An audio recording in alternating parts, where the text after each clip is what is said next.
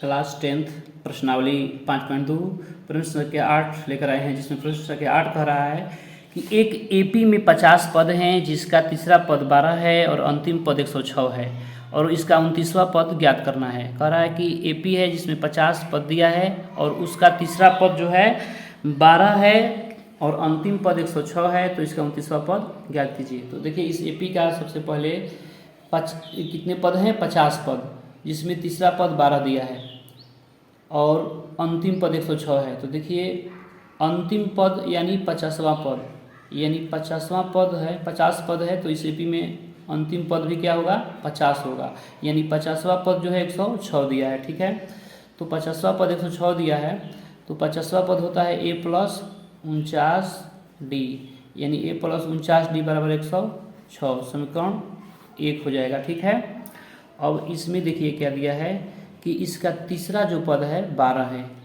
AP का तीसरा पद 12 दिया है, तीसरा पद 12 यानी तीसरा पद होगा a प्लस 2d बराबर 12, समीकरण 2। हमें ज्ञात क्या करना है?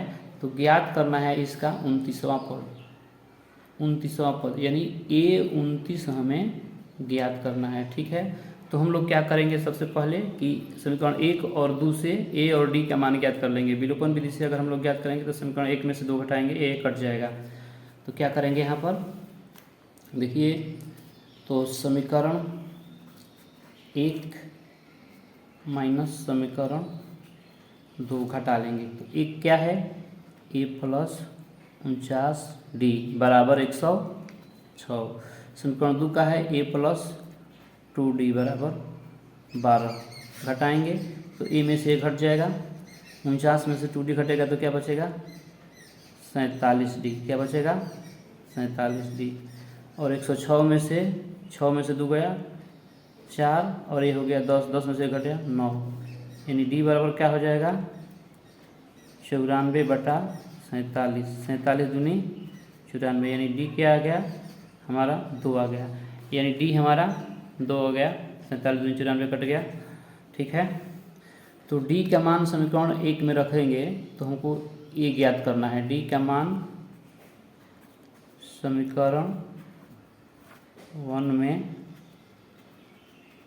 रखने पर, तो जब हम 1 में समीकरण में रखेंगे d का मान, तो 1 समीकरण क्या है?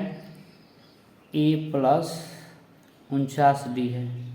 ठीक है, a प्लस 49d, तो 49 गुना d का मान 2 बराबर 106, यानी a प्लस 49 दूनी क्या होता है? 9 दूनी 18, 4 दूनी 8, 9 98 बराबर 106, इसलिए a बराबर क्या हो जाएगा? 106 माइनस 98, यानी हमारा 106 में से 98 घटाएंगे तो क्या बचेगा? 8, यानी हमारा a का मान क्या हो गया? 8। हमको ज्ञात करना है 29वां पद, तो 29वां पद a29 ज्ञात करना है, हम लोग को ज्ञात क्या करना है? 29वां पद। तो 29वां पद का सूत्र होगा a प्लस 28d, तो a का मान क्या हो गया? 8 प्लस 28 गुणे d का मान क्या है? 2, तो 8 का 8, 28 दूनी 56, 56 में 8 जोड़ेंगे क्या हो जाएगा? 64, क्या हो जाएगा? 64, यानी नहीं 8 6 14, यानी 64 हो गया, सॉरी 64 हमारा आंसर प्राप्त हुआ, यानी 29वां पद क्या होगा? 64 होगा। धन्यवाद।